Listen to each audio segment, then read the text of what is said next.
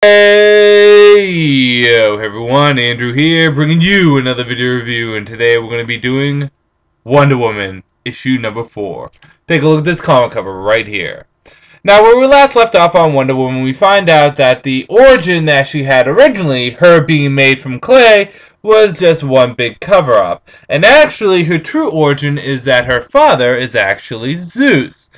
Yes, apparently Zeus and Queen Apollo did a little on the side, which is, to be honest, expected from Zeus. For those of you that aren't really diverse in Greek mythology, which is quite alright, what you find out is Zeus has a ridiculous track record on cheating on his wife. He just really can't control himself. See, what you have to understand is the Greek gods were more or less an exaggeration of the taboo things that would happen in ancient Greeks. For example, like cannibalism, incest, and infidelity were common things in Greek mythology. So, Zeus having several affairs was just a common thing that happened. And it, of course, got translated in Wonder Woman. And, of course, Wonder Woman isn't too happy with the fact that Zeus is her father. And to be fair, Hera isn't either. And who can blame Hera? How would you feel if your husband was going around and boning and playing Skyward Sword with every other woman he saw? Probably not too happy. While this is all going down, Apollo is trying to make a little push for power, and he goes to various different people to get his support. Kind of. So let's actually talk a little bit about issue number 4.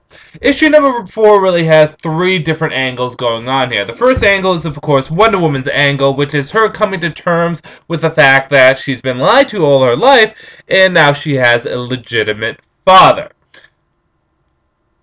This is kind of handled pretty well because we get all the supporting characters show up in this. We have Strife, we have Hermes, we have Zola, I think is her name, the woman that is pregnant, and apparently is pregnant with her stepsister, interestingly enough. So in this, we really get to see Wonder Woman come to terms with what's going on, and her giving her relationship with her family, a story of her relationship with her family and her Amazon sisters to Zola, while she gives a story about the broken home she came from. The second angle to this issue is Apollo going around and particularly talking with War. I don't know if it's necessarily Ares, but we can assume it's Ares because there's only 2 gods of war, and the other one, it's a female, Athena. Talking to Ares, and while I don't really care for the new aesthetic look of Ares, I don't hate it either. I guess, kind of used to the George Perez look and the Greg Rucka looks that have been done with Ares, but he talks to Ares and he tries to get Ares support because, see, he wants to make a push for power and he wants to make sure that Ares isn't in the way, or War is not in the way, and War basically says, go ahead, make your move. I can't promise I won't do anything later on, but make your move, I won't get in your way. And then lastly, we have Hera showing up and talking to Queen Hippolyta, which leaves off on a big cliffhanger and a return to a classic Greek mythology and Wonder Woman villain. So, with that said, let's get into the good, the bad, and whether or not you should get it. Good. Well, I like the fact that Wonder Woman is coming to terms with what's happening. I know a lot of people aren't too happy with the whole Wonder Woman having Zeus as a father angle, and they said that it's probably just another way of having her have daddy issues. But, you know, I don't mind it. I think it's pretty good. It allows us to dig deeper into Wonder Woman and see a different side of her. This is obviously a little bit more of a younger Wonder Woman. She's only been around for 5 years in comparison to post-Flashpoint, where she's been around for like 12 years. So, it's kind of cool to see Wonder Woman deal with this stuff and really kind of come to terms with what's happening.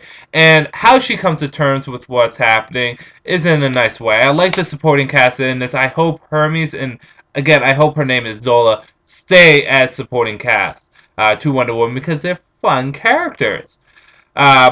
Hera is great in this. I like the aesthetic look for Hera. When I think of the Greek gods have had so many different interpretations, and this is going to come off as kind of weird, but when I think of the Greek gods, I think the best interpretation is the Greek gods being pretty much nude characters, only with one or two things. Like, for example, Ares being nude with the exception of his helmet and his sword, or same with Athena being nude except for with her helmet, or Aphrodite's having a small sash on her, or something like that. Hera is basically like that. She's completely nude with the exception of the peacock cape, and it feels kind of more like traditional Greek or Roman sculpture design. So I kind of like the look of Hera, but I also like how Hera's handled in this, where she is not only a goddess, but she's also a woman, and her fury isn't coming from the fury of being a god, it's coming from the fury of being a woman. So she's handled very nicely in this too, and I really like how this is foreshadowing big things happening with the whole Apollo angle, and I'm pretty sure it's Apollo. I'm 90% sure it's Apollo. But I really like how he's making him push for power. And the new aesthetic looks, with maybe the exception of war, the new aesthetic looks for the Greek gods are very nice and very welcome. It's fresh, it's different. So, bad. None. This is the probably best issue of Wonder Woman so far, at least when it comes down to terms. This is a 5 out of 5, enjoyable series. Again, some people are saying that this isn't quite their Wonder Woman, but it's kind of a nice change to Wonder Woman. I love Wonder Woman in most of her adaptations. This still feels like Wonder Woman to me. It just feels kind of more like a younger Wonder Woman. That's really what the big change feels like it. She's a little bit more impulsive and less rational than she was beforehand, but it allows us a chance for the character to grow, which I'm okay with. So I really enjoyed this issue, and I highly recommend picking this up. Brian Azzarello is doing a bang-up job with this story, and Cliff Chiang, I believe I pronounced that right, is spelled C-H-I-A-N-G.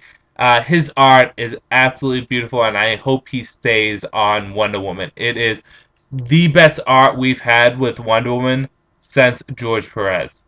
And it could rival George Perez, which is, at least for Wonder Woman, which is saying pretty big words, because George Perez is one of my two favorite artists. Him and Jim Lee are my two favorite artists, and this art is really great art for Wonder Woman. I think Wonder Woman looks intimidating, majestic, and beautiful all at once in this, and it's really a great issue. Definitely recommend picking it up. This is Andrew saying peace out for now.